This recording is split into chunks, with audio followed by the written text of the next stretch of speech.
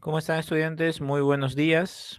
Espero que se encuentren muy bien. Espero hayan tenido un fin de semana, un inicio de fin de semana agradable. Nosotros el día de hoy, debemos conocer en el curso de psicología al tema denominado pensamiento y lenguaje.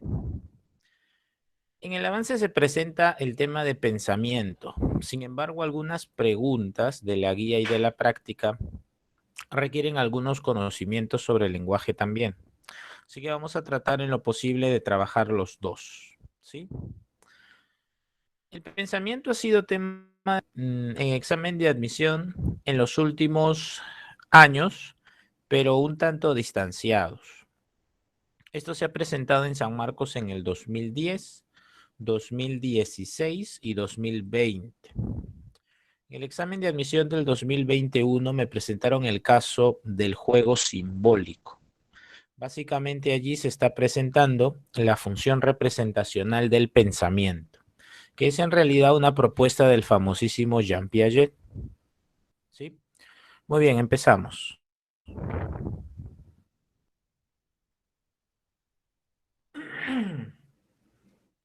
¿Qué es el pensamiento? Para la psicología, el pensamiento es un proceso cognitivo y como tal, ese proceso se apoya en una serie de elementos.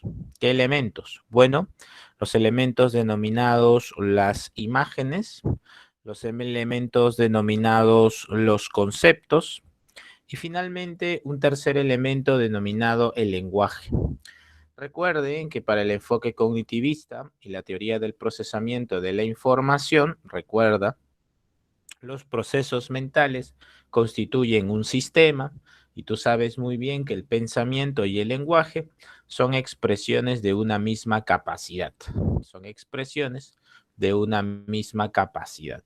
¿Qué significa esto, profesor?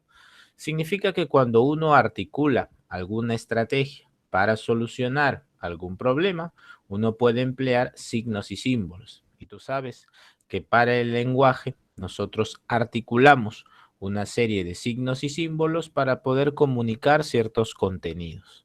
Profesor, entonces cuando hablamos de un pensamiento capaz de organizar informaciones, capaz de organizar signos y símbolos, nosotros en realidad estamos articulando también el proceso del lenguaje. Así es, eso es correcto. Entonces, el pensamiento es un proceso cognitivo que se presenta como aquel proceso capaz de apoyarse en dos cosas. Se apoya en imágenes y se apoya en conceptos. También no debes olvidar que el pensamiento y el lenguaje son expresiones de una misma capacidad. ¿Sí? Muy bien, entonces te he brindado un panorama general de lo que vendría a ser el pensamiento dentro de una concepción tradicional de la psicología. ¿Sí? Ahora, en términos muy prácticos, muy concretos, ya para el examen de admisión, cuando la psicología hoy trabaja el pensamiento, lo hace a través de dos funciones principalmente, la función representacional y la función elaborativa. En la función representacional del pensamiento, tú vas a tener a un proceso que puede construir imágenes a partir de la memoria. ¿Cómo es esto, profesor? Sí, cuando los seres humanos empleamos al pensamiento, lo que hacemos es reproducir imágenes a partir de la memoria. Por ejemplo, imaginemos que tú has ido a una fiesta, que acabó la pandemia, ya todo pasó, ya se vacunaron, fuiste a una fiesta y pues te presentaron a alguien y la pasaste muy bien con esa persona, ¿sí? Entonces, durante la semana le comentas a tu amiga o a tu amigo, le dices, oye, ¿sabes qué? No dejo de pensar en ella, no dejo de pensar en él, no dejo de pensar en ella, no dejo de pensar en él. Claro, tiene mucho sentido. Al señalar que no dejamos de pensar en esa persona, significa que no dejamos de construir imágenes apelando a nuestra memoria. Profesor, ¿y aquí estaría el pensamiento? Sí, porque el pensamiento lo que hace es representar aquellas experiencias. Esto puede encontrarse no solo en este caso que hemos señalado ahora, sino podríamos encontrarlo muchísimo en los niños. Todos ustedes saben muy bien, esto lo saben muy, pero muy bien. Ustedes saben muy, pero muy bien que dentro del desarrollo de la inteligencia existe la famosa función simbólica. En la famosísima función simbólica, ¿tú qué vas a encontrar? Bueno, lo que vas a encontrar principalmente en la función simbólica es la capacidad del ser humano. ¿Por qué? Por construir imágenes a partir de la memoria. Profesor, ¿y esto se manifiesta en la permanencia del objeto? Así es.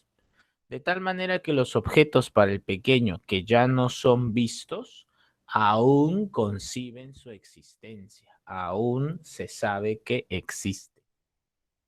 Profesor, ¿y qué manifestación concreta tenemos de ello?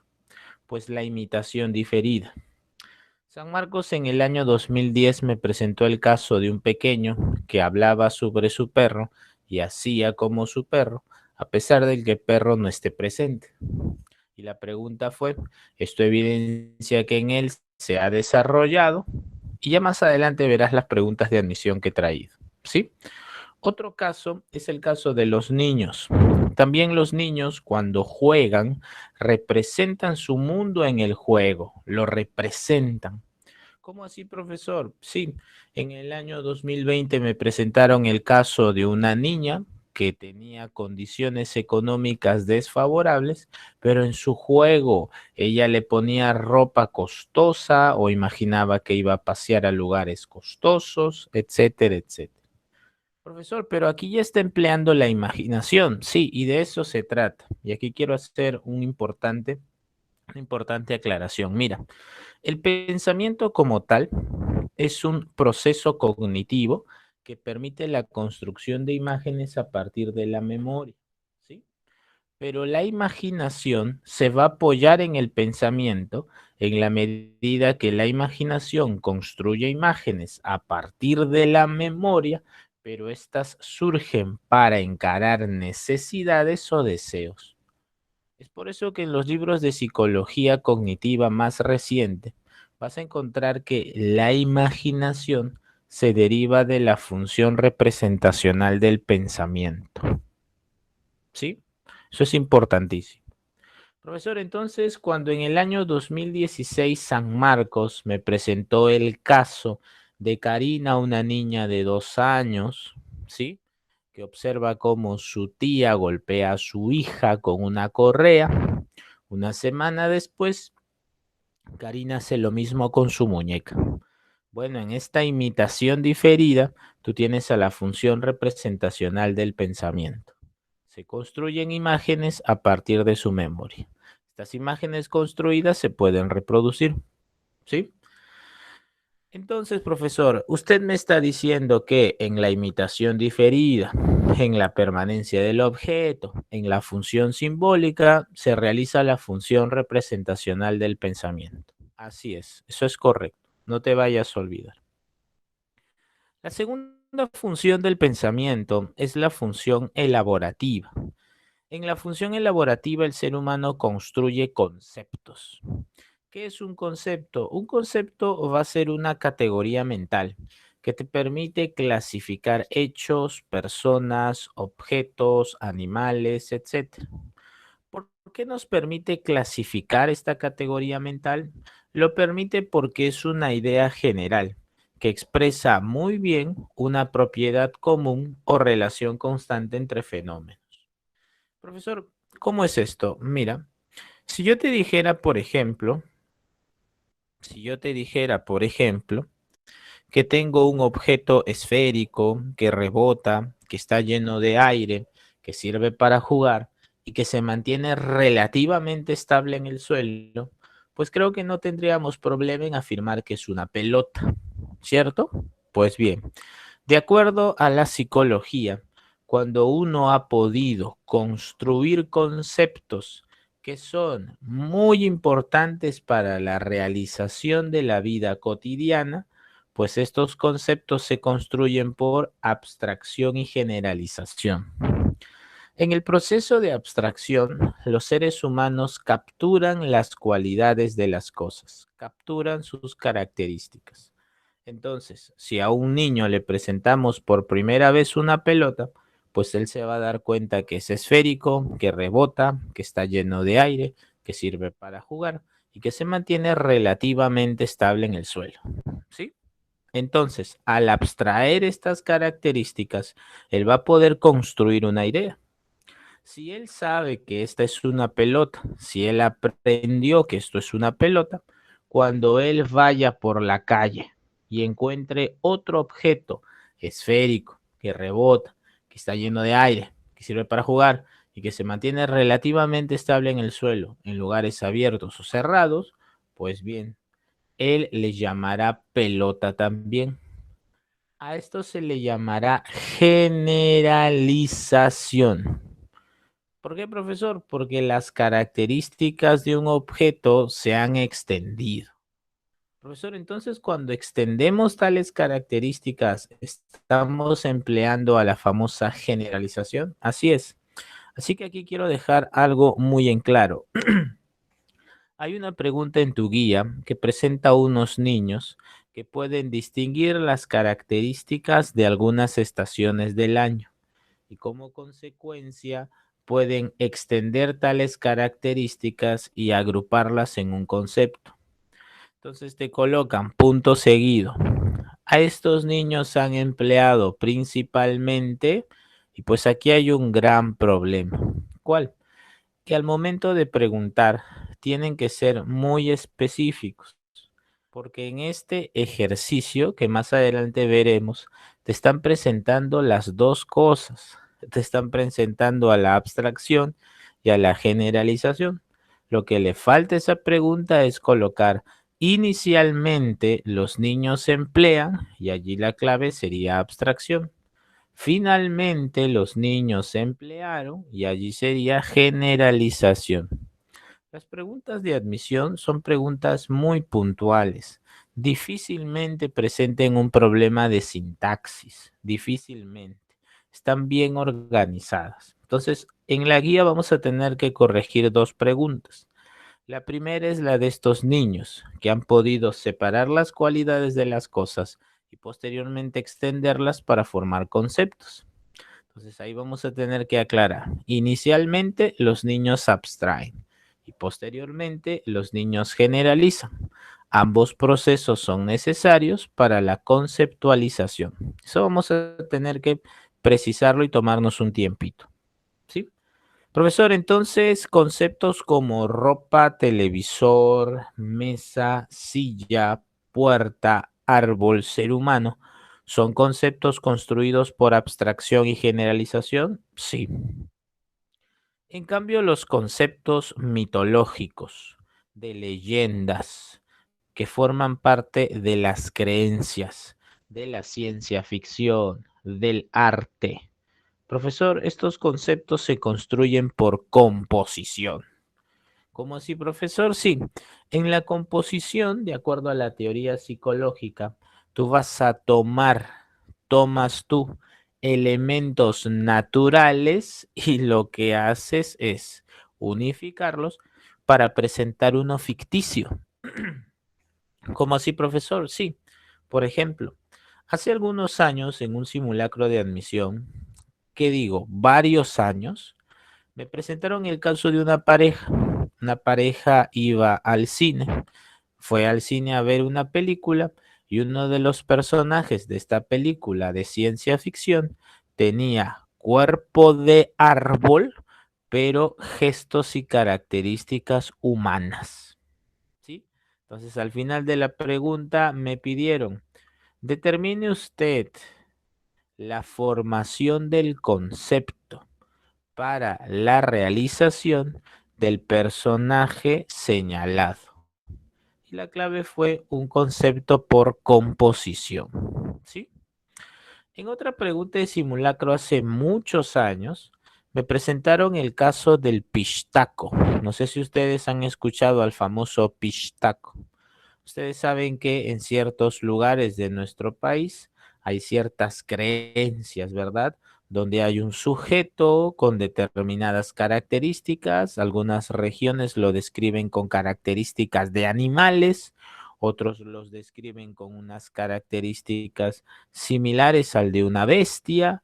Otros señalan que simplemente es un humano pero extranjero, que se encarga de capturar a las personas y quitarles su grasa corporal.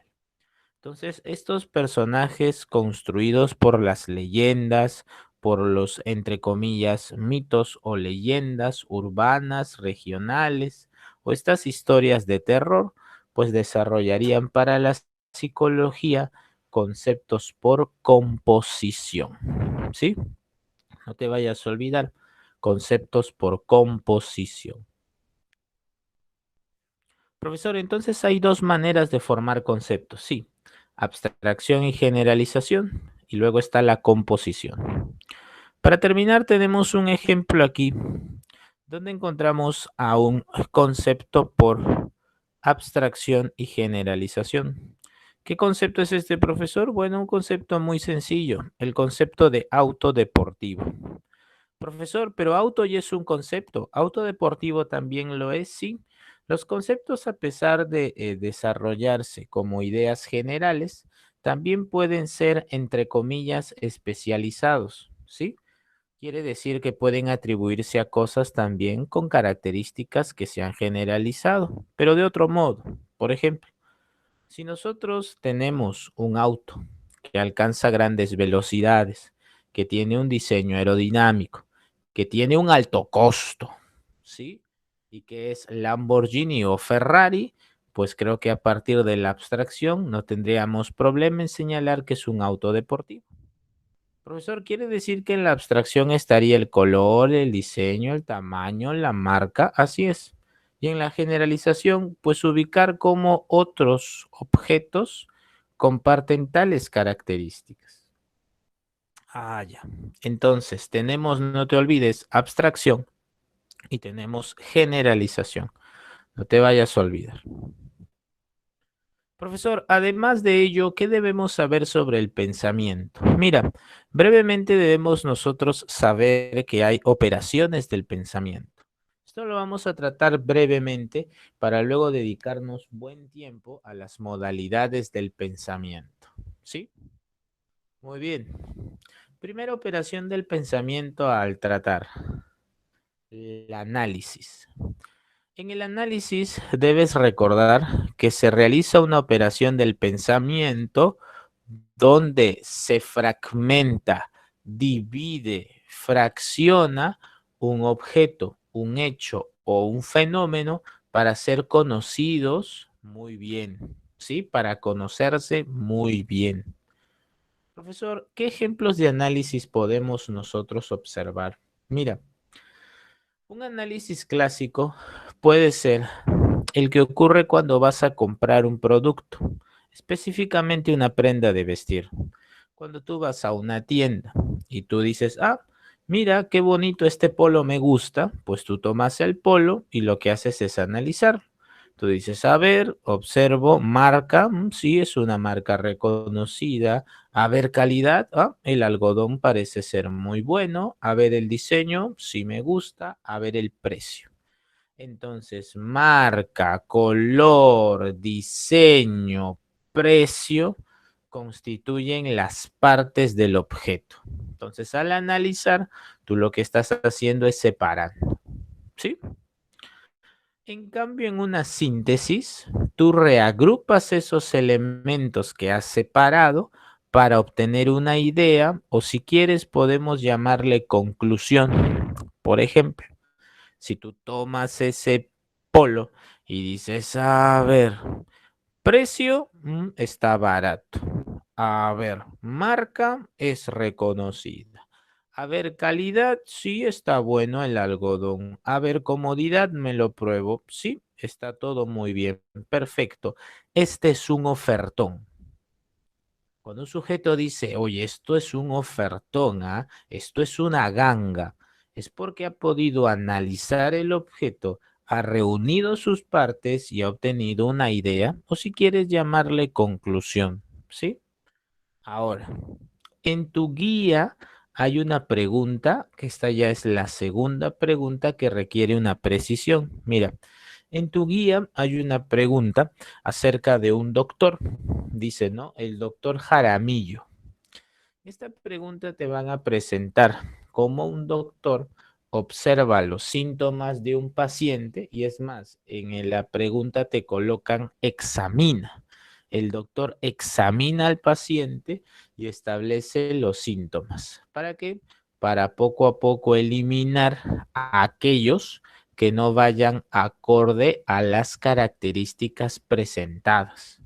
Finalmente, él las reagrupará y constituirá una idea que se asocie a alguna enfermedad. Entonces, nuevamente, la pregunta termina siendo inexacta y te dicen, a partir del siguiente caso, podemos afirmar que el doctor Jaramillo utiliza la operación del pensamiento y allí pues falta precisión. Allí falta señalar inicialmente o posteriormente. Cuando el médico examina a su paciente, está analizando, ya que está separando el fenómeno en una serie de síntomas. Cuando el médico registra, cuando el médico identifica, está analizando, ¿sí? Luego el médico va a agrupar los síntomas y va a apelar a la idea que tiene sobre alguna enfermedad. Entonces, profesor, usted me está diciendo que en un diagnóstico médico se realiza el análisis y la síntesis. Por supuesto, los médicos al realizar un diagnóstico deben registrar primero y distinguir. Posteriormente deben reagrupar para poder llegar a una idea. Profesor, entonces en el caso de la guía, en el caso del doctor Jaramillo, él hace uso de las dos operaciones mentales, sí, análisis y síntesis. El detalle está en que deben preguntar, inicialmente el doctor usó el proceso de, posteriormente el doctor utilizó el proceso de, ese es el detalle. Y lo vamos a corregir ya más adelante, ¿sí? Entonces, no te olvides, en el análisis fragmentas, fraccionas, divides, separas, todo ello para conocer mejor. En la síntesis reagrupas, reordenas para hallar una relación. ¿Sí? Luego tenemos al proceso de comparación. En el proceso de comparación, tú lo que vas a establecer es semejanzas y diferencias. Nuevamente, lo puedes encontrar en un día de compras. Un día de compras puedes comparar polos, comparar pantalones, comparar chompas, puedes comparar muchas cosas, muchas cosas. ¿Podría el profesor comparar como está en la foto bebidas de gaseosas? Sí, puedes comparar una Pepsi con una Coca-Cola, por supuesto, puedes comparar. O lo que generalmente hacen las personas, comparan los smartphones cuando van a comprar. Si tú dices, uy, ya quiero renovar mi equipo, voy a hacer una consulta y pues vas. ¿Vas a dónde? Ah, vas a la empresa de telefonía y le dices, buenas, quiero hacer mi equipo, perdón, renovar mi equipo. Bueno, te presentan todos los smartphones que hay, incluso estos señores tienen unos folders, ¿verdad? Donde tienen muchas páginas y te presentan las características. Entonces tú tienes que comparar. Muy bien, entonces tienes análisis, síntesis y comparación. ¿Sí? Continuamos. Otras operaciones del pensamiento son la de clasificar y la de evaluar. En la clasificación, tú lo que tienes es una operación mental donde puedes agrupar. Tú agrupas información de acuerdo a categorías. Esto significa que tú vas a poder jerarquizar, que tú vas a poder establecer un criterio específico. Profesor, ¿dónde encuentro una clasificación en la vida cotidiana? Una de las clasificaciones más sencillas que podemos nosotros observar es al momento de separar la basura. En algunos lugares de nuestro país ya hay una tendencia a reorganizar los residuos. ¿Cómo así, profesor? Sí, por ejemplo, en algunos edificios, en algunas comunidades, en algunos barrios, utilizan tachos muy específicos. ¿Cómo así, profesor? Sí, podemos observar que algunos distritos tienen tachos que solo admiten las botellas de plástico o los productos de plástico. Profesor, entonces cuando separamos los residuos en orgánicos, en residuos orgánicos, en plástico, en cartón, en papel, estamos clasificando, claro. La clasificación lo que hace es agrupar los elementos de acuerdo a un criterio específico. En este caso, el criterio para el reciclar está en función al material con el que están hechas las cosas. ¿Sí? Otra operación del pensamiento es la evaluación. En la evaluación tú vas a comparar, ¿pero qué comparas? Objetivos con resultados. Por ejemplo, tú tienes un objetivo, ingresar a la universidad, y para ello requieres de un puntaje. Imaginemos que el puntaje para ingresar sea de 1600. Pues bien, ese puntaje de 1600 es tu objetivo. Ahora, tú puedes tener determinados resultados en tus exámenes. Puedes tener el resultado, por ejemplo, de 1400. Y tú dices, todavía me falta, aún requiero de más puntaje. Debería yo entonces estar estudiando mucho más. Claro, de acuerdo a la psicología, en una evaluación, tú lo que haces es comparar objetivos con resultados. Estas son entonces las operaciones más elementales del pensamiento: análisis, síntesis, clasificación y comparación. Ahora, en el caso del juicio, mira, esto me vino en San Marcos hace muchos años. Yo también he traído las preguntas de admisión, he traído todas las preguntas de admisión que sean sobre pensamiento. El juicio para la psicología es un enunciado que va a poder integrar a dos o más conceptos. Por ejemplo, si yo tengo el elefante es un mamífero, yo tengo el concepto elefante y tengo el concepto mamífero. Al integrarlos en un enunciado, he formado un juicio. Ahora, de acuerdo a la psicología, existe una distinción entre el juicio psicológico y el juicio lógico. En un juicio lógico, tú tienes una proposición, algo que seguramente sabes muy bien por filosofía y lógica, ¿sí? Un enunciado aseverativo porque afirma o niega, y veritativo porque puede ser verdadero o falso. En cambio, en el juicio psicológico, tú vas a tener una operación mental donde tú afirmas una idea con respecto a otra, y sus contenidos pueden ser muchísimos. Pueden ser no solo informativos como en el juicio lógico, sino que pueden ser, por ejemplo, estimativos, valorativos. Profesor, entonces los gustos, las preferencias y los intereses también constituyen un juicio. Claro, para la psicología sí, pero para la filosofía y la lógica no, ya que la filosofía y la lógica están trabajando con la función informativa del lenguaje, ¿sí?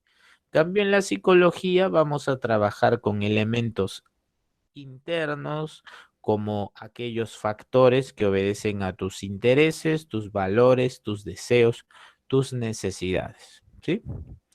Cuando los juicios se van integrando para formar un argumento, para la psicología es que se constituyen los razonamientos. Quiere decir que tú puedes derivar un juicio por medio de otro hasta llegar a una conclusión.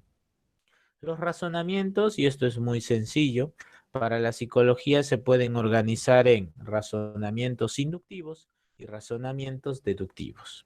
En un razonamiento inductivo, tú tienes una serie de juicios que van de lo particular hacia lo general, pero no debes olvidar que para la lógica, y ahora sí, para las ciencias en general, se espera que este razonamiento tenga a la probabilidad en su conclusión. Ojo, no estamos presentando el contenido en sí, sino la forma en la que se organiza la información. Por eso te hice la distinción entre juicio psicológico y juicio lógico. En los dos hay contenidos, solo que la estructura sí debe presentar coherencia. En eso estamos de acuerdo. La coherencia es algo fundamental. Entonces, en un razonamiento inductivo, independientemente del contenido, la conclusión debe presentar a la probabilidad, ¿sí? Entonces, si tú tienes, por ejemplo, un enunciado que dice, el oro es un buen conductor de calor. Otro enunciado que dice, la plata es un buen conductor del calor. Y otro enunciado que dice, el cobre es un buen conductor del calor. Pues para las ciencias en general, sea la lógica, sea la psicología, la coherencia entre los enunciados nos lleva a presentar a la probabilidad como parte de la conclusión. Eso no te olvides. Entonces tú dices, probablemente todos los metales son buenos conductores de calor, ya que solo has probado con uno, con dos y con tres. ¿Sí? En cambio, en el razonamiento deductivo, tú tienes que los juicios que podríamos considerar universales se integran con otros particulares y se obtienen conclusiones particulares. ¿Sí? Facilísimo. Tienes todo médico es profesional, algunos adultos son médicos, por lo tanto, algunos adultos son profesionales. No hay problema aquí. Ahora sí, los que nos compete y nos importa mucho porque está en el prospecto, ha venido en el examen de admisión y requiere tiempo para ser explicado. Vamos a conocer hoy a las modalidades del pensamiento según Guilford y según De Bono. Según Guilford, el pensamiento puede clasificarse en convergente y divergente. Y según Edward de Bono, se pueden clasificar en vertical y lateral. Profesor, ¿no son lo mismo? No, no son lo mismo. ¿Se parecen? Sí. ¿Comparten características? Por supuesto. En algunos libros los presentan bajo una misma categoría, sí, pero tienen sus diferencias. Profesor, ¿y para el examen de admisión de San Marcos es necesario distinguirlos? Sí, sí, porque he visto algunas preguntas de simulacro que hacen distinciones importantes. Así que yo las he traído también. Empezamos. El famosísimo Joy Paul Guilford fue uno de los representantes de las teorías psicométricas sobre la personalidad. Así que Guilford estuvo muy interesado por estudiar cómo funciona la inteligencia humana. ¿Sí? Entonces, él investigó, él se encuentra dentro de las teorías psicométricas de la inteligencia, porque luego de aplicar una serie de pruebas, él encontró que la inteligencia humana estaba compuesta por 150 factores. De estos 150 factores existen 5 contenidos, existen 6 productos y existen 5 operaciones, ¿sí? Profesor, a ver, usted me está diciendo 5 por 6, 30, 30 por 5. Ah, sí tiene sentido, 150. Así es. Dentro de las famosas 5 operaciones de Guilford está la evaluación, mira qué interesante, ¿ah? Está la cognición, que en realidad es un sinónimo de pensamiento en su función representacional y elaborativa. Luego está la memoria, claro, para representar hay que apelar, por supuesto, a la memoria, eso es cierto. Y luego las otras dos que llamó Guilford fueron la producción convergente y la producción divergente. Así le llamó, producción convergente y producción divergente. Ahora, Guilford se caracterizó por tener como objeto de estudio a los soldados. De aquí viene la importante distinción entre el famoso Edward de Bono y el famoso Joy Paul Guilford. Cuando Guilford estudió, y esto es importantísimo, cuando Guilford estudió bueno, a los seres humanos, lo hizo a través de un estudio en la base de Santa Ana, de California. Algunos estiman que eran pilotos la mayoría de la muestra que investigó, y él se dio cuenta que existían, por así decirlo, dos tipos de soldados, ¿sí? Un soldado que sigue las reglas, un soldado que sigue las normas, un soldado que sigue muy bien las instrucciones. Este soldado se caracteriza por un pensamiento convencional y lógico. Ah, profesor, entonces ese es el pensamiento convergente, ¿sí? Ese es el pensamiento convergente.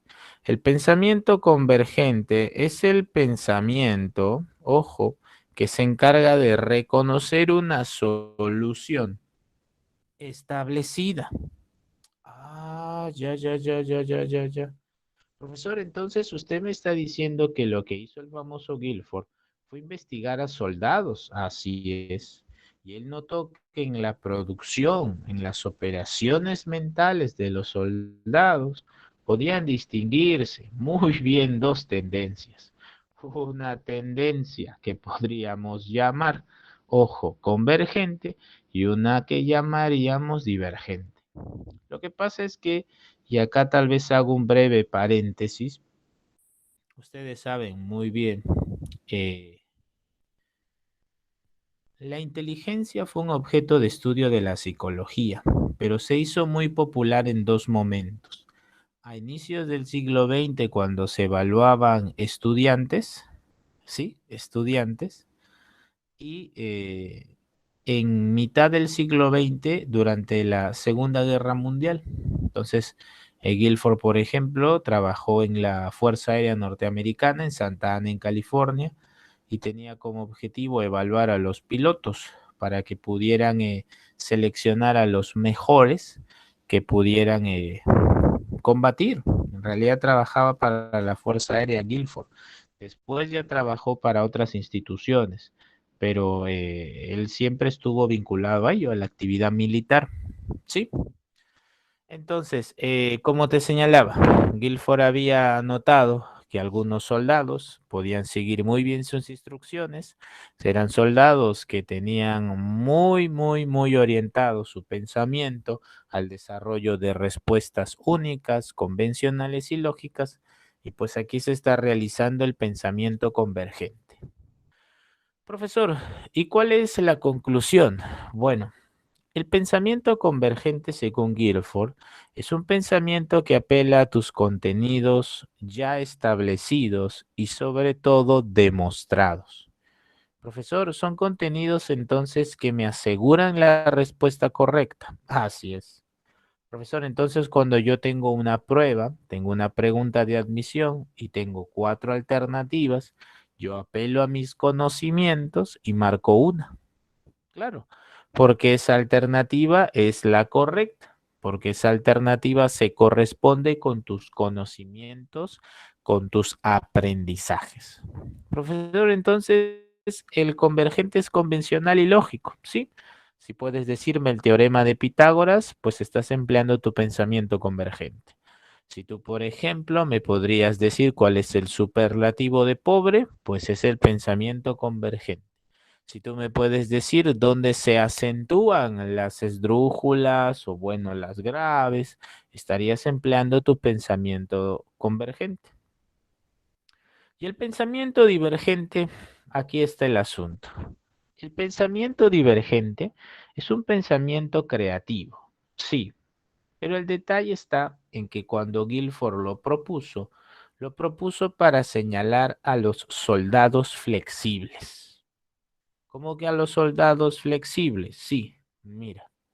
Todos ustedes seguramente, o la gran mayoría, me van a disculpar, han visto la famosa película El Capitán América. Sí, la primera película del Capitán América. Esta película del Capitán América creo que se llama El primer Vengador. En esa película, los soldados están corriendo para entrenar. Esto es antes de que el famosísimo Capitán América se transforme en el super soldado, es decir, cuando él simplemente era uno más del montón.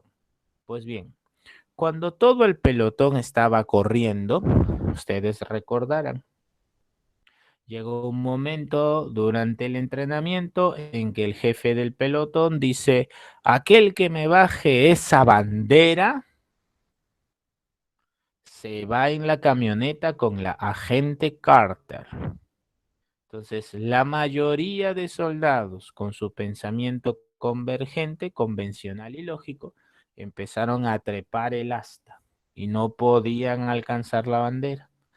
Una vez que todos terminaron, el futuro Capitán América se acerca al asta de la bandera, saca un enorme tornillo de la base, golpea el asta, la bandera cae y él la saca.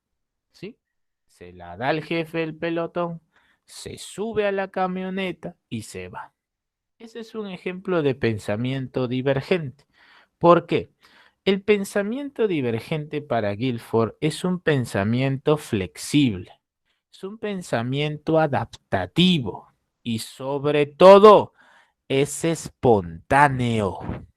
Entonces, Guilford sabía que habían soldados que podían pilotear un avión, seguían instrucciones, seguían las reglas, pero había alguno que debía ser ¿qué cosa? El líder de qué?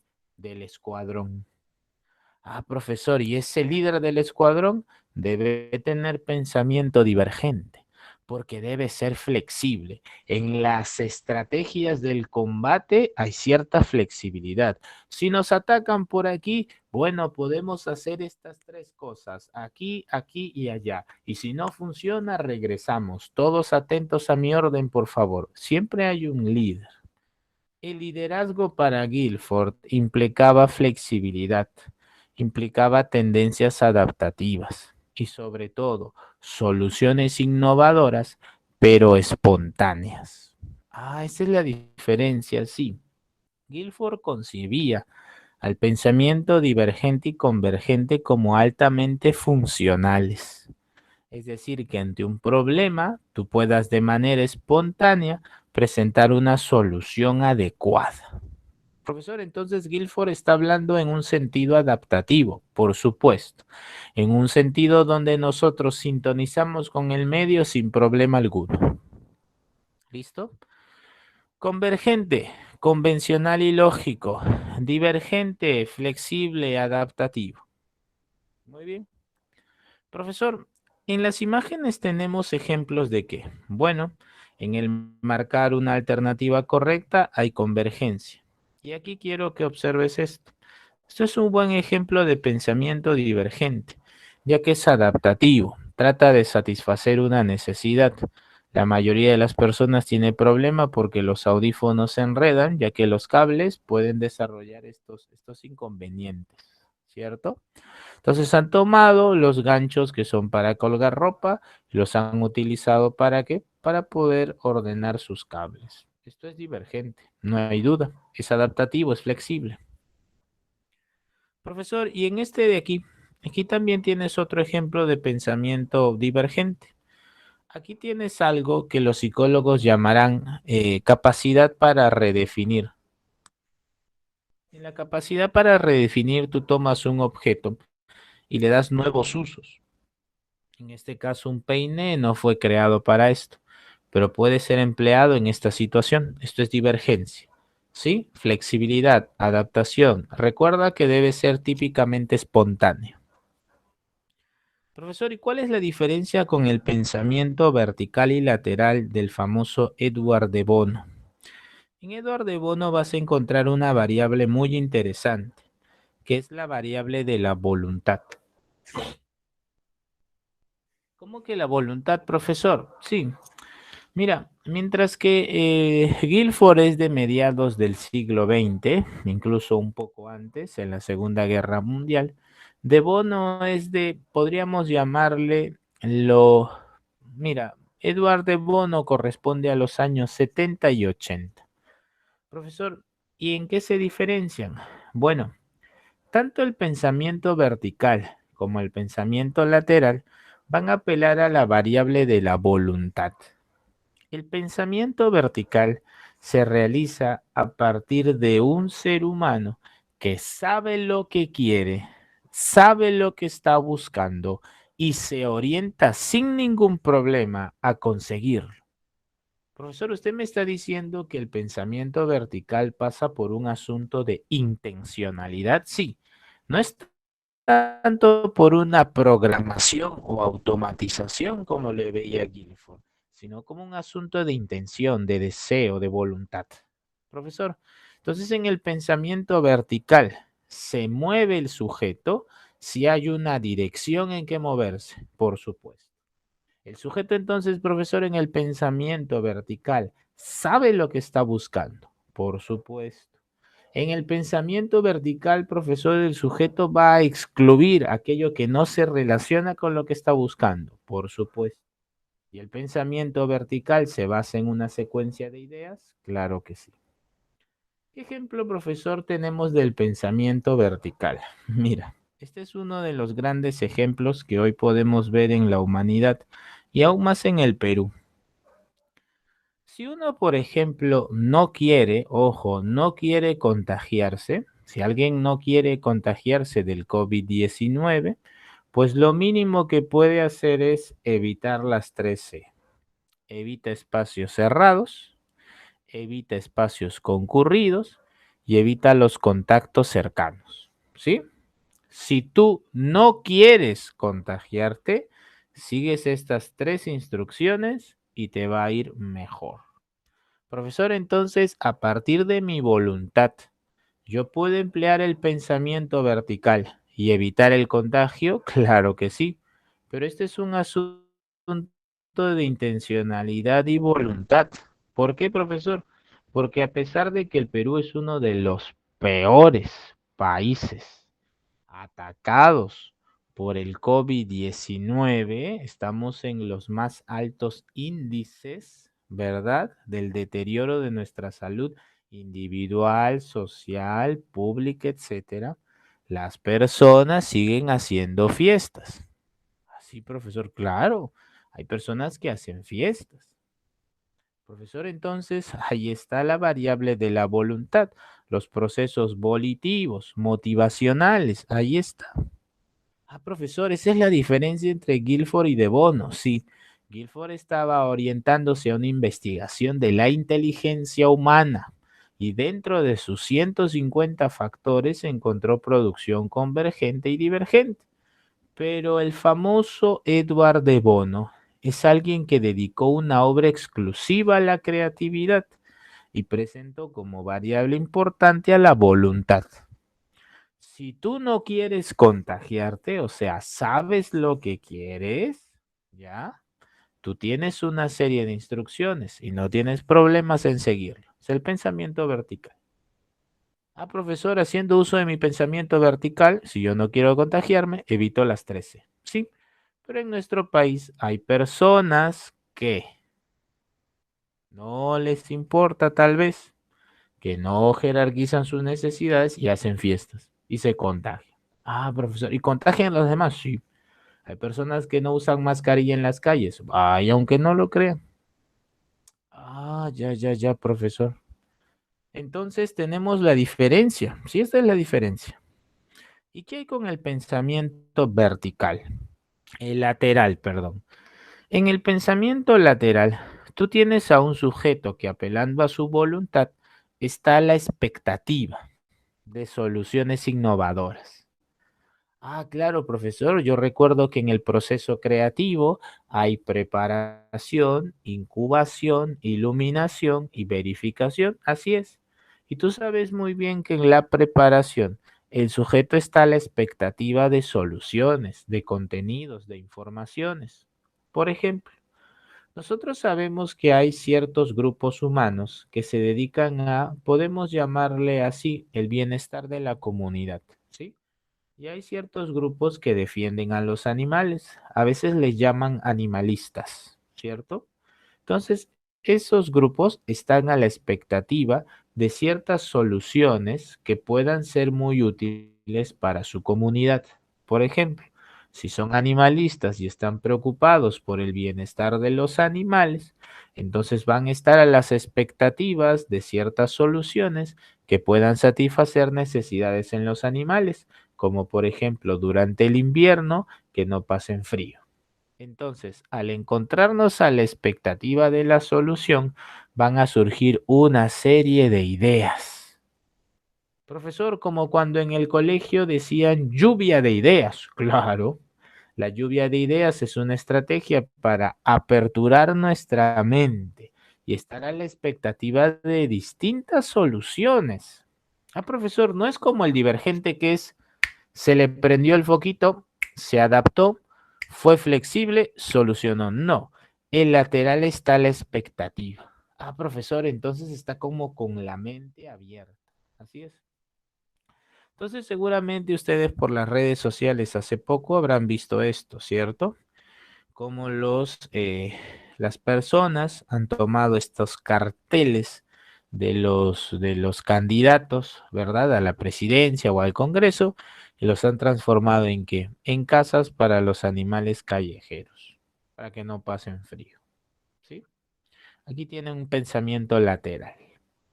Ah, ya, ya, ya. Profesor, esa es la diferencia. Esa es la diferencia. ¿Sí? Muy bien. Lo tenemos entonces. Pensamiento convergente, pensamiento divergente, pensamiento vertical, pensamiento lateral. ¿Listo? Muy bien. Quería dedicarle tiempo a esto porque se presentan diferencias. Bueno, continuamos. Estrategias para la solución de problemas. El pensamiento hace uso de las estrategias para la solución de problemas, las cuales son las siguientes. La primera es la del método por ensayo y error. El método por ensayo y error es un método, es un procedimiento empleado cotidianamente. Aquí tenemos dos ejemplos muy buenos. Todos sabemos que en el método del ensayo y error, nosotros tratamos de solucionar un problema apelando a qué? A tanteos y equivocaciones. ¿Sí? Entonces, en el ensayo y error, ¿qué vas a tener? En el ensayo y error tú vas a tener que, por ejemplo, al querer abrir una puerta con un manojo de llaves, pues tenemos que lo más apropiado sería probar llave por llave. Ese es ensayo y error. Cuando tú estás cocinando y vas probando la comida, pues estás apelando al ensayo y error. Uy, le falta sal. Uy, no, mucha sal. Uy, le falta esto. Uy, le falta lo otro. Ese es el método del ensayo y error. Ah, ya. Facilísimo. En base a tanteos y equivocaciones. El segundo método es el método de recuperación de la información. Este es un método que va a apelar a la planificación. Por ejemplo, durante esta pandemia, a pesar de no poder reunirnos con nuestros amigos como lo hacíamos antes, a veces organizamos ¿qué cosas? Reuniones virtuales. Lo podemos hacer mediante el Zoom, lo podemos hacer mediante el Google Meet, ¿cierto? Google Meet, por el Zoom. ¿Y qué pasa? Pues bien, en el famoso calendario aparece pues. Así como cuando tienes tus clases aquí por el Google Meet, en el calendario aparece, ¿no? Te avisa. Muy bien. Esa es la recuperación de la información. Pero claro, imagínate que no estás apelando a una computadora, sino apelas a tus recuerdos. En la recuperación de la información, tú vas a tener una serie de criterios para poder, ¿qué cosa? Planificarte. Profesor, entonces en la recuperación de la información, yo tengo en mi mente como una agenda personal. Por supuesto, algunas personas dicen, ¿hoy qué día es? Ah, hoy es sábado, bien, hoy es noche de doramas. ¿Hoy qué es? Hoy es sábado, bien, hoy es noche de jugar, no sé, algunos dirán pues Dota. Me dice, no, yo juego esto, no, yo juego lo otro. Hoy es noche de películas. De repente ves una serie, eres seguidor de una serie, de una novela, y tú ya sabes que a las 9, 10 u 11 de la noche, pues ya estás. Ya estás. ¿Sí? Ah, profesor. Entonces nosotros tenemos una serie de informaciones que son recuperadas. ¿Sí? A ver, creo que hay actividad en el chat. Vamos a abrir, veo muchas burbujitas, me están distrayendo. A ver, vamos a abrir el chat. ¿Qué dice el chat? A ver. Recuerden que es un ciclo semestral y tenemos que ir más rápido porque luego nos hace falta el tiempo. A ver. Profesor, ese pensamiento de la casita de los perritos. Profesor, ese pensamiento solo se hace ahí si hay un camino a seguir.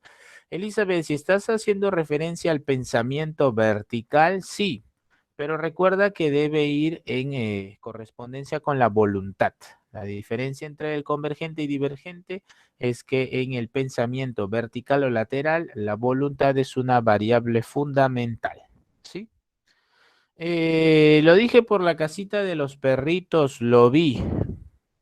Lo siento si no he respondido a tu pregunta. Ah, ¿están conversando aquí en el chat?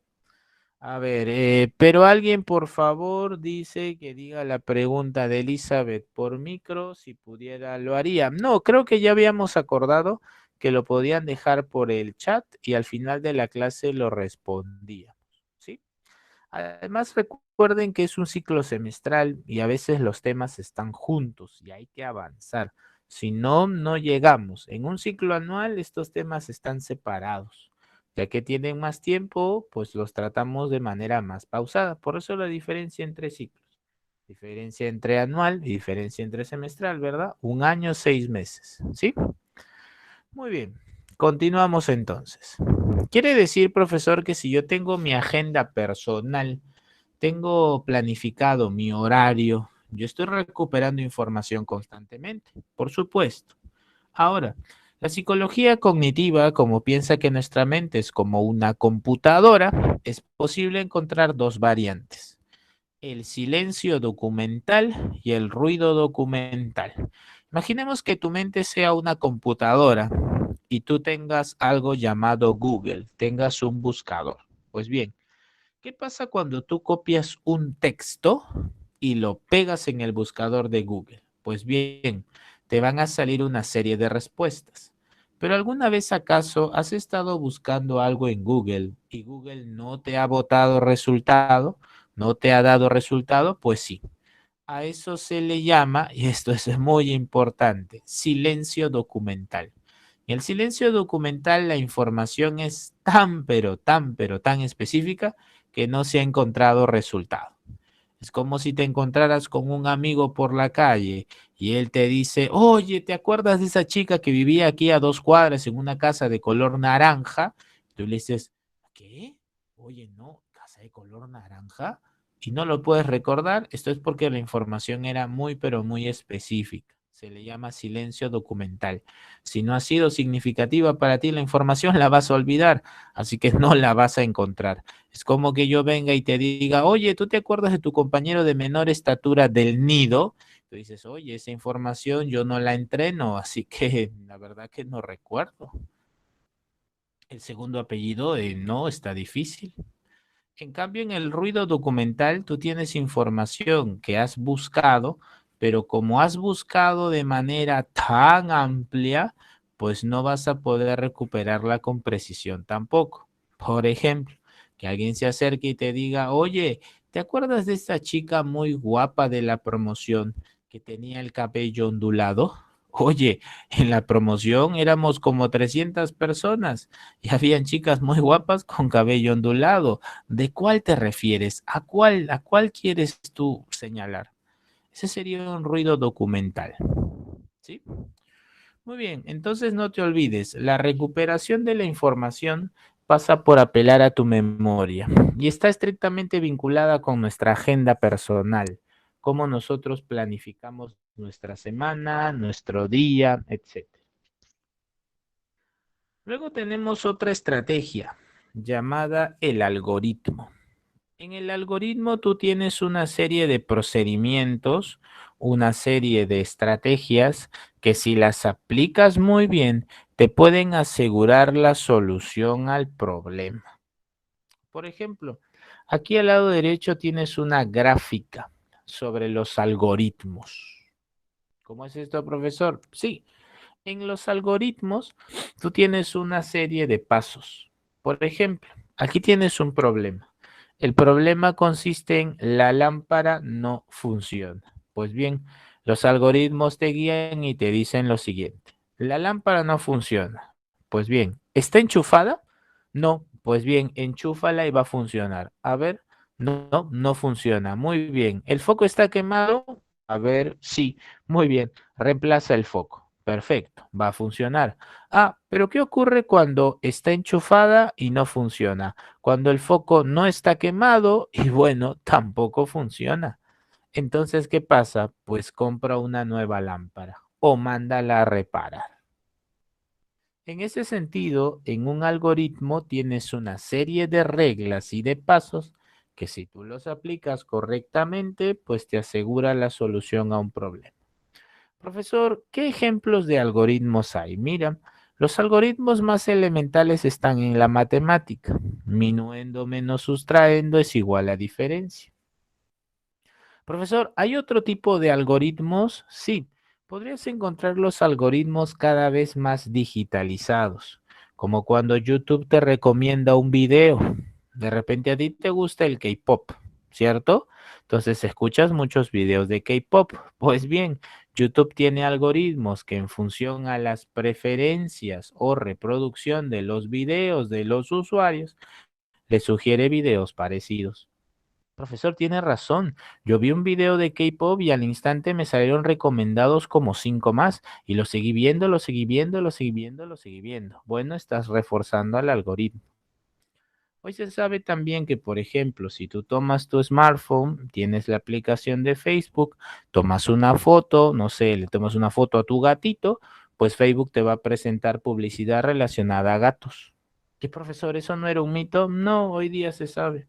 Eso es cierto, eso es cierto. La publicidad es empleada también como un instrumento, claro, de las aplicaciones. Sí, eso es cierto. Profesor, ¿y los algoritmos que no son digitales o no son matemáticos? Bueno, hace algunos años en San Marcos me presentaron en un simulacro una pregunta muy interesante. Colocaron el caso de un director de una escuela, ¿sí? El director de una escuela que se reunió con maestros y psicólogos para elaborar un folleto con instrucciones para detectar la violencia escolar. Entonces me preguntaron, en el proceso de elaboración de las instrucciones para prevenir la violencia escolar, es muy probable que una de las estrategias para la solución de problemas sea la de, y la clave fue algoritmos. Allí también tienes algoritmos. Ah, profesor, entonces pueden ser no necesariamente matemáticos, no necesariamente digitales, así es. Vamos con la siguiente estrategia. La estrategia para la solución de problemas. En la estrategia para la solución de problemas vamos a encontrar también a las heurísticas. La heurística es una estrategia práctica. Puede ser divergente. El problema es que puede apelar a creencias. Y cuando apela a las creencias, pues no me asegura la solución correcta al problema. Así que vamos a poder conocer nosotros brevemente algunos tipos de heurísticas. Una de las heurísticas más comunes es la heurística de representatividad. En la heurística de representatividad se vinculan y se trabajan mucho con los estereotipos. En la heurística de representatividad, el sujeto emite una serie de juicios porque piensa que hay un elemento, un objeto, una cosa, una persona que puede representar muy bien las cualidades excesivamente generalizadas, como por ejemplo, algunas personas piensan que los productos de gran calidad necesariamente deben ser muy caros. Y esta estrategia heurística de representatividad se ha visto confrontada hace algunos años con los celulares, por ejemplo, o smartphones llamados Xiaomi, ¿verdad? Seguro algunos de ustedes los han escuchado. Nosotros sabemos que en el mercado de los smartphones hay estos teléfonos que son carísimos. Tenemos los Samsung, los iPhone, los Huawei, pero hace algunos años apareció una marca llamada Xiaomi que tiene características muy parecidas y de acuerdo a los estándares internacionales, no lo digo yo, busquen en la prensa internacional, tiene un alto rendimiento. Entonces, con esto se cae la famosa heurística de representatividad, donde se piensa que un atributo debe manifestar necesariamente las características excesivamente generalizadas. Ah, profesor, entonces se trata de juzgar la probabilidad de que una persona, acción, sujeto, objeto, pertenezca a un conjunto, fijándose en la semejanza entre el mismo y los miembros de algún grupo. Claro, creer pues que un producto de alta calidad debe ser muy, pero muy caro. Ah, profesor, ¿ese es el heurístico de representatividad? Sí. Hace algunos años, esta heurística se veía reforzada por la calidad de ciertos productos como los asiáticos, pero estos productos han ido mejorando su calidad y han ido abaratando el costo, lo cual hace que esa heurística ya sea dejada de lado. Ah, ya. Heurística de representatividad. La siguiente heurística es la heurística de disponibilidad. En la heurística de disponibilidad, tú vas a tener información reciente. Por eso se llama información disponible. ¿Qué significa? Imaginemos que una persona tenga que viajar al extranjero el próximo mes. ¿Sí? ¿Listo? Aquí nomás en la región, en Sudamérica, no sé, tiene que viajar a Chile, imagínense. Pero durante esta semana, la prensa ha presentado una serie de informes sobre accidentes aéreos. Entonces, como la información más reciente es información catastrófica o da cuenta de reportes o acciones o situaciones catastróficas en los vuelos, la persona dice, no, yo ni loco me subo a un avión, prefiero ir en bus. Cuando estadísticamente hablando, la mayoría de accidentes en el transporte no ocurren en aviones, ocurren en el transporte terrestre. Ah, profesor, entonces esa persona ha tomado una decisión apelando a una heurística de disponibilidad. Sí, en nuestra mente pueden haber informaciones muy recientes, informaciones que son, vamos a llamarle así, informaciones intensas, recientes, altamente, podríamos llamarle así, mediáticas, que pueden llevarnos a pensar equivocadamente. ¿Sí? Aquí tienes a la heurística de disponibilidad. Otra heurística de disponibilidad que vas a encontrar en tu guía es la heurística donde un sujeto dice, hoy estoy desempleado, pero ahorita encuentro trabajo, porque he conocido a muchas personas que lo han encontrado. Así que yo también debo encontrar trabajo, sin ningún problema. Bueno, esa es una heurística de disponibilidad. No hay ningún dato estadístico, no hay alguna información científica de por medio, solamente hay una creencia. ¿Sí? Muy bien. Esta es una segunda heurística, disponibilidad. También existe, ya para terminar con las heurísticas, la heurística de anclaje y ajuste. Esta de aquí se ha vuelto muy popular en los últimos años. Esta es una heurística que trata de, y esto es muy importante, confirmar nuestros sesgos. ¿Cómo así, profesor? Sí, los seres humanos tenemos creencias y en la heurística de anclaje y ajuste vamos a tratar de apoyar la información que vaya de acuerdo a nuestras creencias. Por ejemplo, esta caricatura expresa muy bien a la heurística de anclaje y ajuste. La mujer le dice a este hombre, le dice esta mujer a este hombre, no, papá, esa es una noticia falsa. Y el hombre dice, pero ¿cómo va a ser falsa si dice justamente lo que pienso? Ese es el gran problema con el heurístico de anclaje y ajuste. Los seres humanos desarrollamos una tendencia a valorar aquello que vaya de acuerdo a nuestras creencias. Y cuando justamente encontramos una experiencia, una, dos, tres o cuatro, que coinciden con nuestra experiencia, pues tratamos de eliminar aquellas que no vayan de acorde, ya desestimando las dudas. ¿Cómo así, profesor? Sí, tal y como lo encuentras en tu PowerPoint. La respuesta final parece estar sesgada hacia el valor inicial, ya que se asume equivocadamente que dicho valor inicial siempre es relevante para el problema. Uno de los grandes ejemplos es el sesgo de confirmación a partir de las personas que creen en los horóscopos, que creen en las astrologías, en las vibraciones. Miren, lo que te voy a explicar no pasa por un asunto valorativo personal. Ojo, no quiero que lo malinterpretes. Tú puedes tener las creencias que quieras. El problema para la psicología es cuando tratas de validar un argumento apelando a una creencia. Ese es el problema. Todos podemos tener creencias, todos. Pero el problema está cuando quieras validar un argumento apelando a una creencia. Por ejemplo, hay personas que creen que el movimiento de los astros generan características significativas de la personalidad.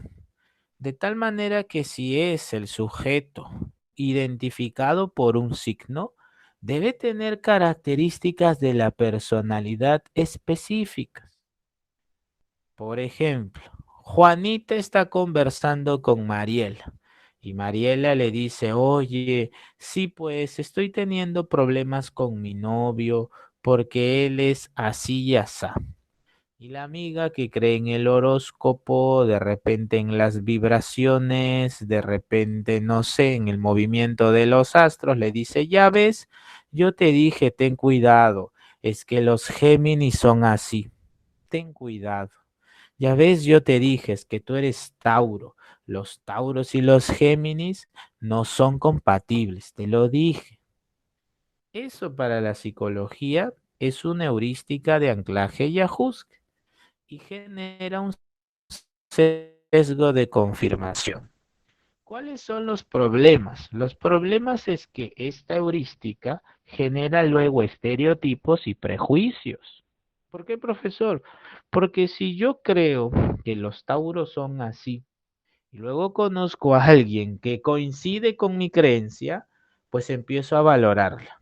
Ahora, imagínate que una persona no sepa psicología, de repente ignore algunos temas, entonces va acumulando experiencias, pues encuentra un Tauro y dice, ay, qué coincidencia, otro, y ay, qué coincidencia, otro, y ay, qué coincidencia. Y como se ha encontrado 10, 20, 200 o 500, pues pensará que todos los Tauro o todas las personas que representan a este signo son así. Y ese sería un error. Incluso en términos lógicos se le llama falacia de composición, ¿verdad?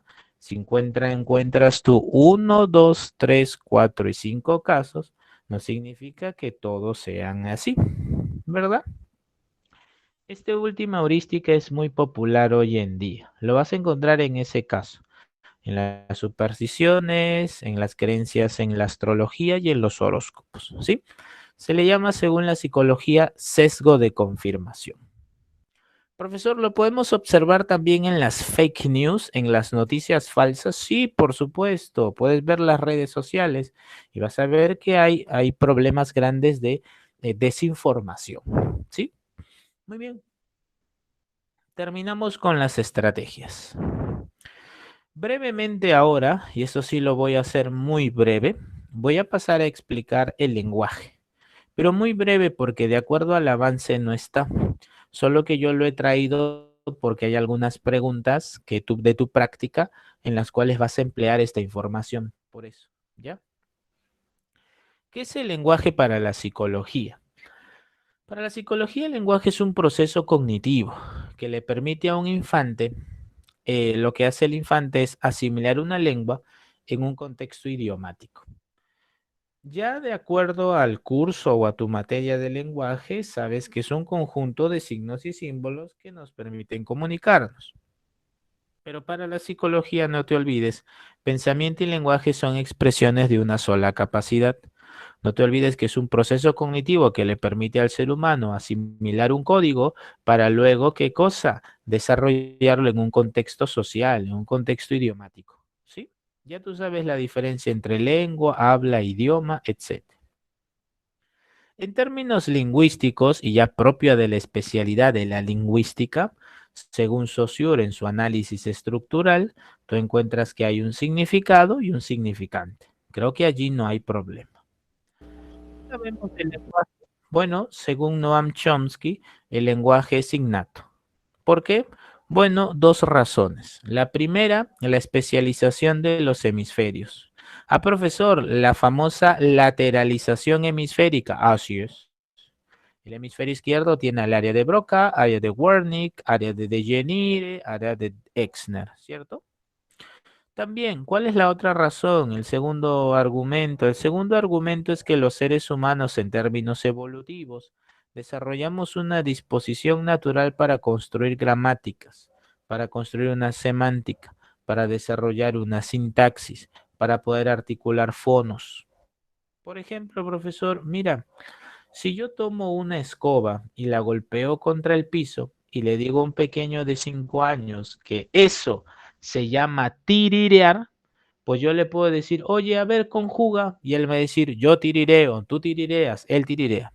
¿Cómo es posible que él pueda conjugar una palabra que yo recién acabo de crear?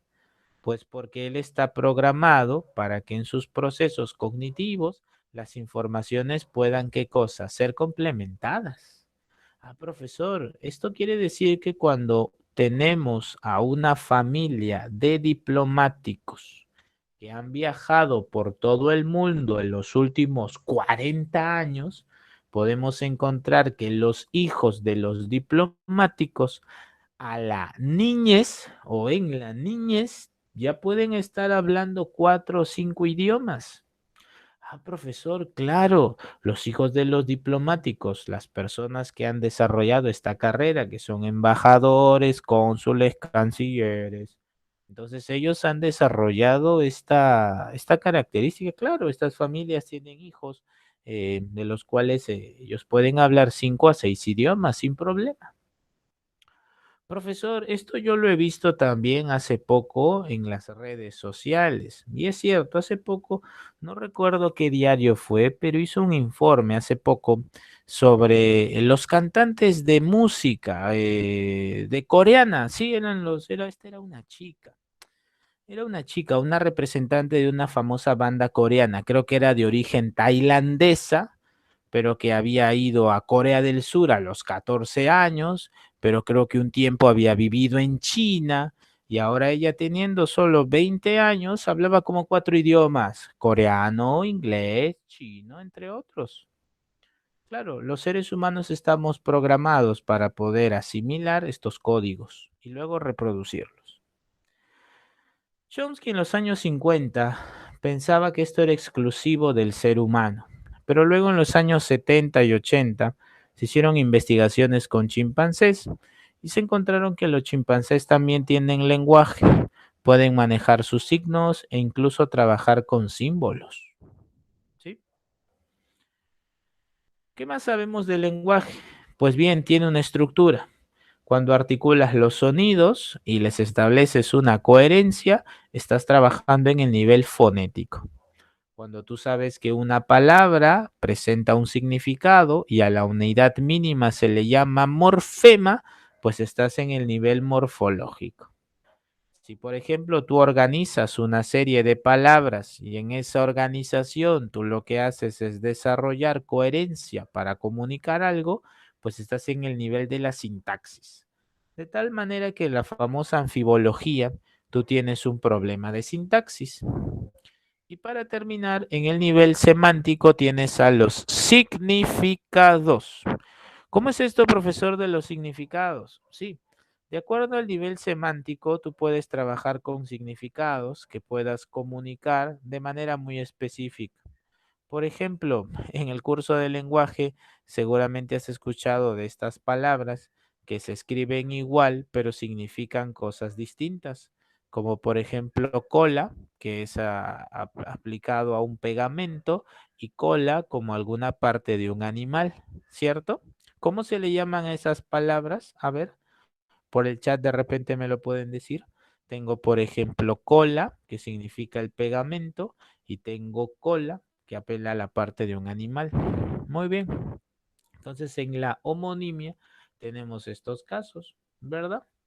Finalmente, la psicología introduce un nivel más, el nivel de lo pragmático. En lo pragmático, la psicología nos dice que muchas veces el significado va a establecerse a partir de un contexto. Por ejemplo, si uno de ustedes le guiña el ojo a un compañero o compañera, pues bien, al guiñarle el ojo, lo que va a ocurrir que es, va a ocurrir que se va a interpretar esto. Puede interpretarse de muchas formas, sí. El guiño puede ser coqueteo. Sí, el guiño puede ser complicidad. Oye, no le digas. O puede hacer que el compañero tenga un tic nervioso y no puede evitar guiñar el ojo. Entonces el significado dependerá de un contexto. En el lenguaje existen variables biológicas, ¿sí? Y existen variables del aprendizaje. Las biológicas ya las has conocido, con la dominancia del hemisferio izquierdo. Las variables del aprendizaje es algo que vamos a recordar brevemente. Por ejemplo, si un pequeño ve el pecho de la madre, ¿cierto? Y él es amamantado, va a encontrar que el pecho de la madre tiene una forma muy particular, ¿cierto? Y este pezón de la madre tiene una forma aún muy particular. Entonces él puede llamarle teta. Teta, teta, teta. Pues bien, cuando se presente la alimentación a través del biberón, él va a notar características comunes. Y como la alimentación es algo a lo que se asocia por condicionamiento clásico, le puede llamar teta al biberón. Puede decir leche y mira el biberón. Entonces hay un aprendizaje de los contenidos lingüísticos por condicionamiento clásico. En el condicionamiento operante vas a tener reforzamientos y castigos. Un pequeño dijo su primera palabra, lo aplauden, bravo, es lo máximo. Un pequeño puede imitar los contenidos, sí. Por ejemplo, en las escuelas a veces los niños tienen un estilo de comunicación agresivo. Es posible que cuando citen a los padres encuentren que ellos también se comuniquen agresivamente. Hay aprendizaje imitativo. También el aprendizaje va de acuerdo al desarrollo cognitivo. Según Jean Piaget, no te olvides, entre los 3 y los 6 años existe el famoso lenguaje egocéntrico. De repente tenemos un hermanito, un primito que habla solito todo el día. Dice, ay, qué linda la ventana, qué lindo mi perrito, voy a jugar. No, mejor voy a comer. Uy, qué delicioso estaba la comida. Ay, voy a hablar con mi amigo es muy divertido. Habla todo el día solo. Según Jean Piaget, hay un lenguaje egocéntrico. ¿Por qué el pequeño habla solo? Porque gracias al habla organiza sus ideas. El habla en realidad es un instrumento para organizar sus ideas. No te olvides, el pensamiento y el lenguaje son expresiones de una sola capacidad. Profesor, pero yo recuerdo que Vygotsky también hablaba al respecto. Sí, Vygotsky lo presenta como pensamiento verbal, así le llamó, pensamiento verbal, que significa que entre los 3 y los 6 años él está internalizando el habla de su familia, escuela o comunidad. El desarrollo del lenguaje.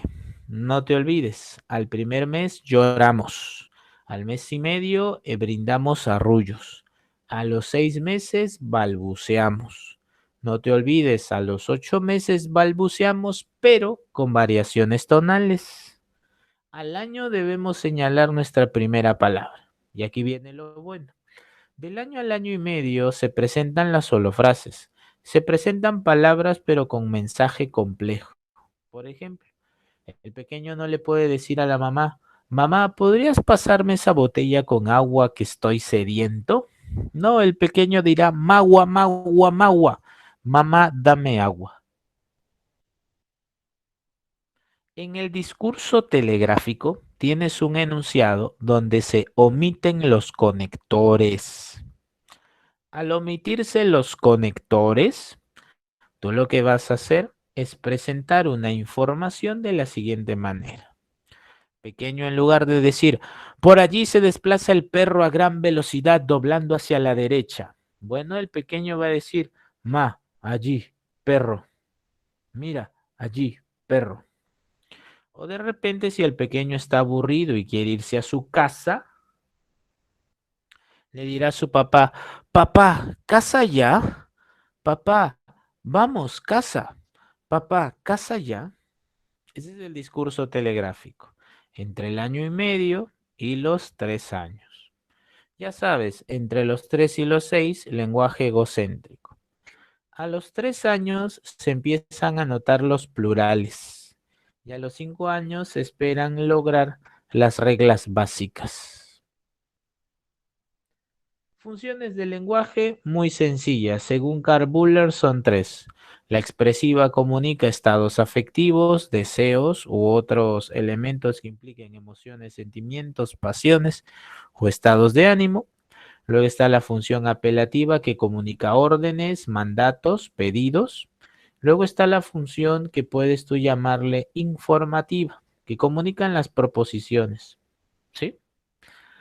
En las funciones secundarias de Jacobson ya vas a encontrar las otras 3, como la estética, como la fáctica o de contacto, o como la metalingüística. ¿Sí? Eso sí lo sabemos, ¿verdad? Entonces, nosotros tenemos aquí las nubes cual copo de algodón esponjoso flotan en el azul del firmamento. Función estética. Oiga, ¿me oye? Función fática. Perro es una palabra primitiva y perrito es derivada, metalingüística. Trastornos del habla. Un trastorno recuerda que es un estado alterado de la salud. Por ejemplo, cuando uno escucha hablar al boxeador Maicelo, es posible que él tenga dislalia. En la dislalia tú tienes un problema para articular o pronunciar los fonemas. Por ejemplo, decir lodo en vez de loro, dislalia. Profesor, pero esto lo he visto no solo en las personas que están en el ámbito deportivo, hay algunos periodistas también que lo tienen. Es posible, sí es posible que lo tengan, en todo caso me corrijo, es posible que lo presenten también. Profesor, ¿y la disartria? En la disartria tú tienes un estado alterado del lenguaje donde aquí en lugar de pronunciar incorrectamente un fonema, tú tienes un problema para articular sonidos y palabras. Sonidos y palabras. Por ejemplo, decir iño en vez de niño. En la disglosia, por ejemplo, podrías tener que un sujeto con el labio leporino no puede articular muy bien las palabras. Y tienes finalmente en la disfemia a la tartamudez. ¿Sí? En esta última diapositiva ya tienes información extra porque en realidad aquí ya vas a encontrar una clasificación clínica de las alteraciones del lenguaje. Por ejemplo, las dislalias forman parte de los trastornos de la pronunciación. Podrías también encontrar algunas otras, como por ejemplo los trastornos del espectro autista pueden conllevar a ciertos trastornos psicolingüísticos. Puedes encontrar algunos trastornos que debido a problemas afectivos generen, por ejemplo, problemas en la articulación del habla, como en el mutismo selectivo, y así sucesivamente. Pero esta es información ya extra, es una información que en términos generales solo sirven para poder precisar algunas cosas, nada más, ¿sí? Precisas algunas cosas como una clasificación clínica. Muy bien, hemos terminado ahora sí. Creo que había una pregunta por el chat. A ver. Renato dice, profesor, ¿y un niño que está empezando a hablar y escucha 2 idiomas, los puede aprender al mismo tiempo? Por supuesto, si te refieres al mismo tiempo y haces referencia a que esto es simultáneo, ¿no? Porque cuando uno dice al mismo tiempo significa que es a la vez. Si haces referencia a que durante sus años de niñez puede ser un sujeto que posteriormente desarrolle contenidos de dos lenguas, pues eso es posible. Lo puedes observar en los niños que han crecido en hogares de migrantes, ¿sí? Personas que han nacido en el Perú, pero luego se han mudado a otro país. Entonces han podido dominar posteriormente dos idiomas. Sí, eso es posible. Eh, Muy bien, cerramos el archivo. Hanse dice, profesor, ¿qué edad sería la esencial para que el niño aprenda otro idioma o es en toda etapa, en toda su etapa de niñez? Bueno, en términos evolutivos, los seres humanos deben presentar las reglas básicas del lenguaje a los 5 años. Cuando hablo de las reglas básicas es que puede establecer un sujeto, un predicado, puede comunicarse con lo más elemental, ¿sí? Desde saludar, establecer normas, reglas, lo más elemental es a los 5 años. Si tú me preguntas a qué edad de manera recurrente los niños empiezan a aprender otros idiomas, bueno, mira, si no sé si te has dado cuenta, hay algunas grandes centros educativos de idiomas que tienen programas para niños, ¿sí? Entonces, si tú te das cuenta, si no me equivoco, la última vez que yo lo noté, estos empezaban recién a los 7 años, si no me equivoco. Sí, porque si a los 5 años tienen las reglas básicas del lenguaje en términos evolutivos, ya para los 7 años están preparados. De tal manera que si tú también te fijas en las currículas de los colegios, eh, puedes encontrar que el inglés empieza hasta en inicial, ¿no? Hasta en los 5. ¿No? Términos evolutivos es a partir de los 5. Muy bien, cerramos este archivo.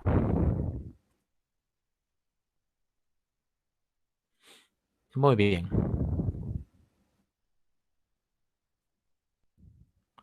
A ver, ya está. Aquí lo tengo. Pensé que no se estaba presentando. Ya. A ver.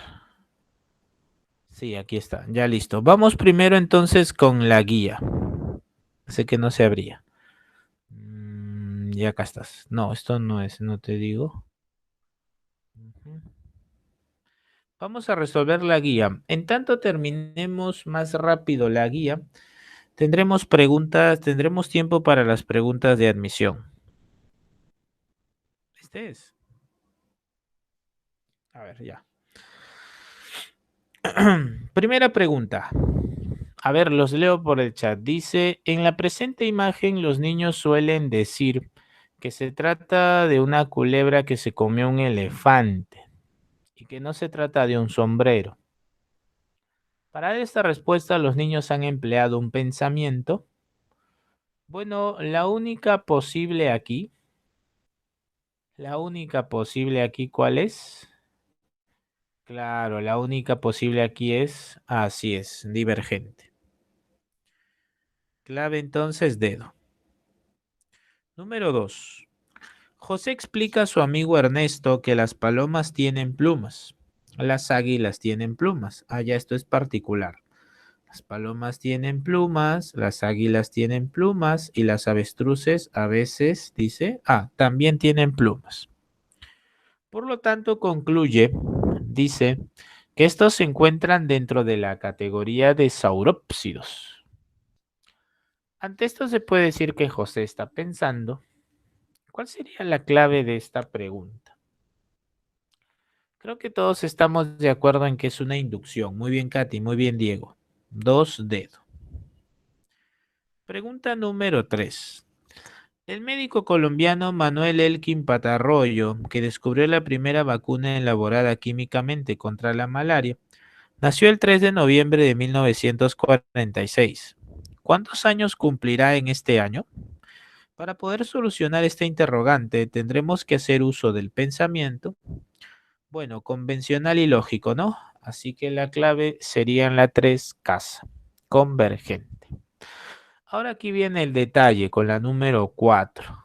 Dice, en una consulta médica, el doctor Jaramillo examina, muy bien, examina cuidadosamente a Maribel, su paciente, tratando de reunir la mayor cantidad de síntomas e indicadores que le den pistas sobre el malestar que padece, para luego ir desechando información innecesaria para solo quedarse con información relevante que le aporte datos claros sobre la enfermedad de la paciente.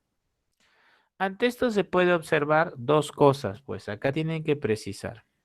Inicialmente el doctor analiza y posteriormente el doctor hace síntesis. Acá hay dos claves.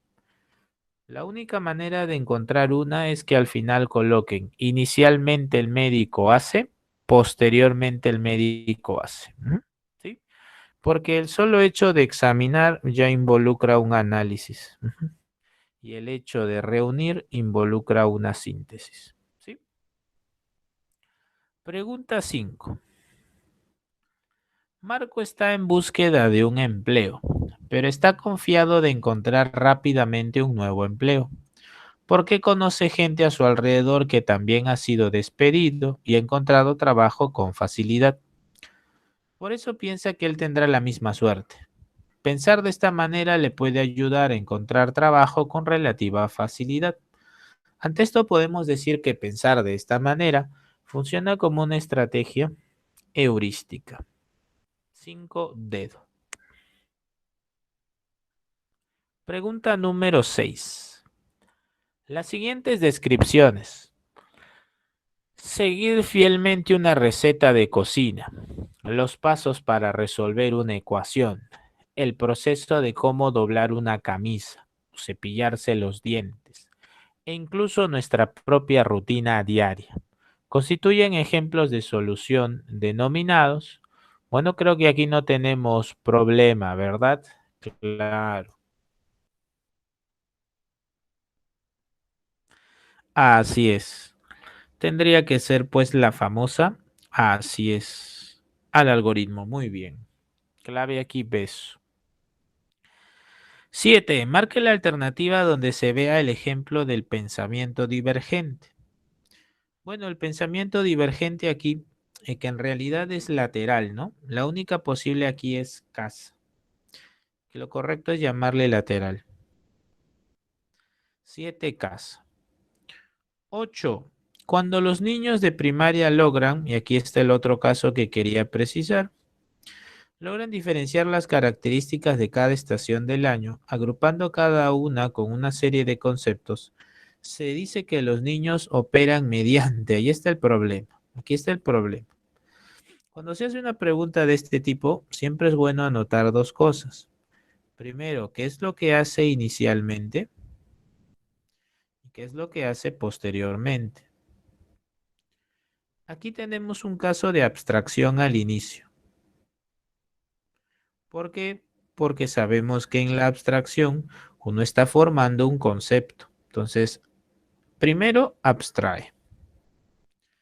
Y si el objetivo ya es desarrollar una categoría, entonces ya tienes a la generalización. Por eso aquí ocurren las dos cositas. Solo tienen que precisar. ¿Listo? 8 ya tenemos. 9. Señala el enunciado que no haga referencia a la operación mental de comparación. Ah, ya, que no haga referencia.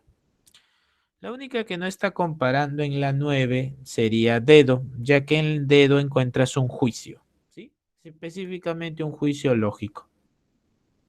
9 dedo. Y en la 10 dice, como Raúl, Jonás, Daniel y Marcos son adolescentes rebeldes, entonces podemos afirmar que los adolescentes son rebeldes. Bueno, en realidad para la lógica esto sería una falacia, la falacia de composición. Así que lo correcto sería agregarle probablemente. La clave igual vamos a marcar por ahora, sería beso. 10 beso. Inductivo. Muy bien. Hemos terminado la guía. Por favor, me confirman si estamos listos para la pregunta de admisión, para las preguntas de admisión. ¿Me confirman, por favor? Muy bien. Vamos a brindarle 2 minutos por pregunta. Si le brindamos 2 minutos por pregunta, vamos a poder realizar todas. ¿Sí? Muy bien. Son las 11:46. 11:48, leo tu clave. Vamos.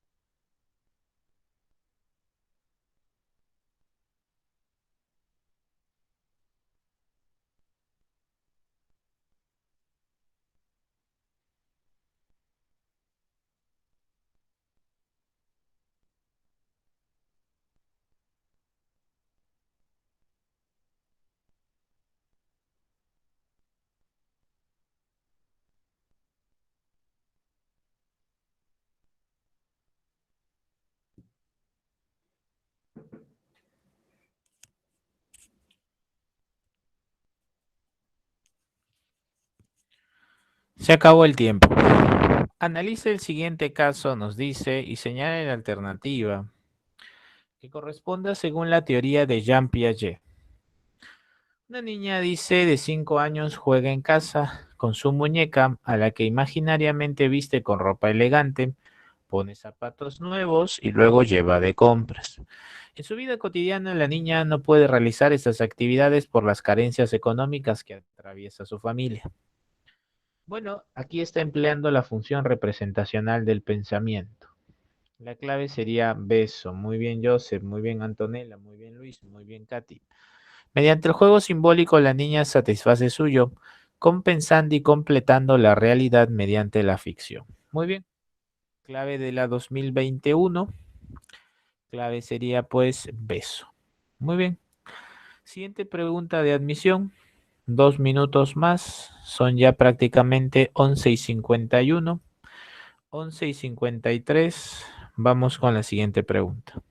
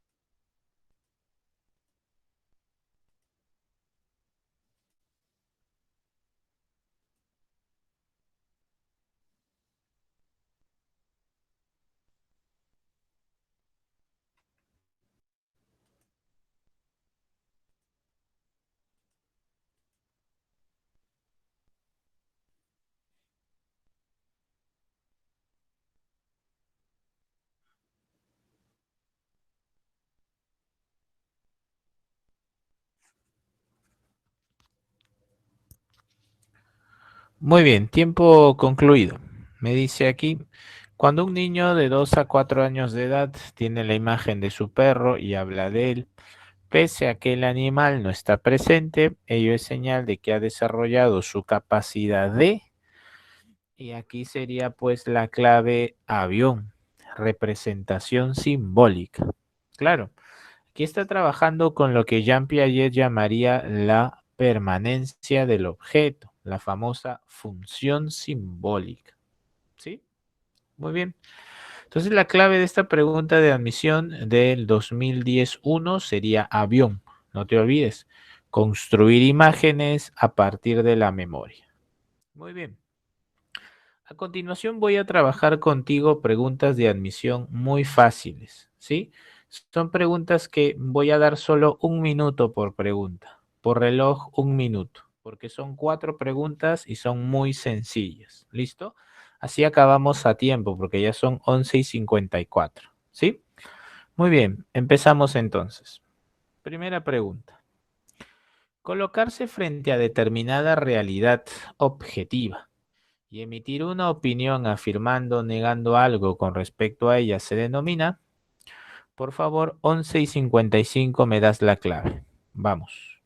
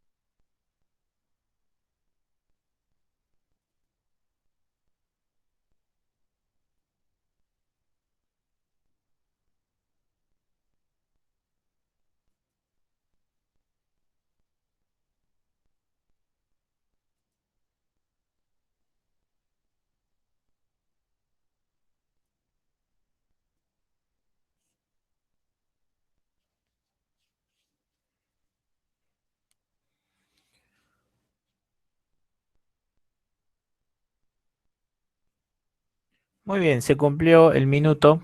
La clave de esta pregunta de admisión es un juicio, ¿verdad? Muy bien, Katy, muy bien, Ñol, muy bien, Shadey, muy bien, Antonella. Este es un juicio. No hay duda de eso. Es una pregunta muy sencilla, por eso solo un minuto. A ver, 11:57 me das la clave de la siguiente pregunta. La pregunta dice, el tipo de pensamiento que va de lo general a lo particular se le denomina proceso. Pregunta muy sencilla también.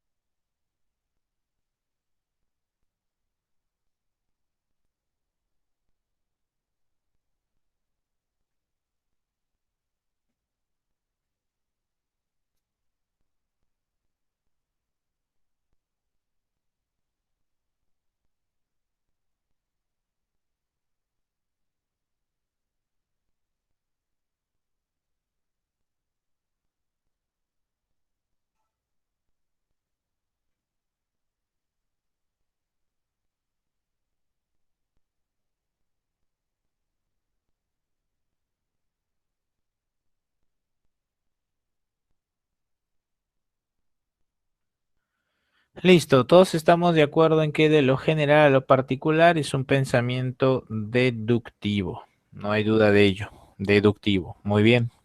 Continuamos. La representación simbólica de personas, hechos y relaciones. Creo que esta la podemos resolver ya de una vez, ¿cierto? La representación simbólica de personas, hechos y relaciones es el pensamiento. La clave aquí sería casa. Muy bien, Katy. Muy bien, Leslie.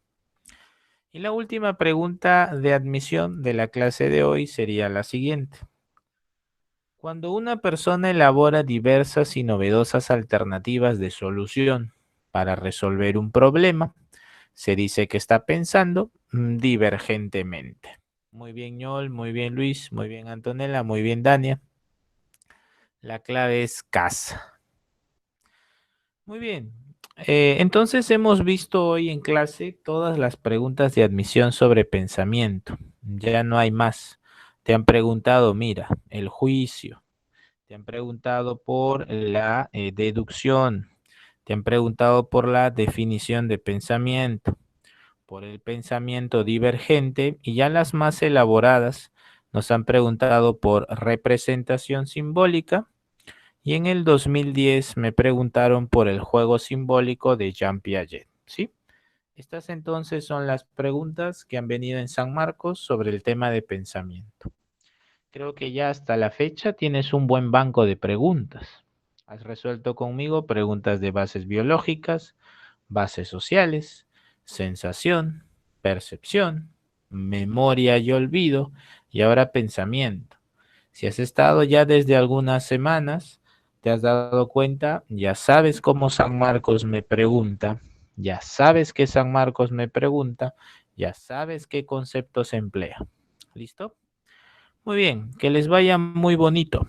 Cuiden por favor mucho su salud y cuiden la salud de su familia. Nos vemos.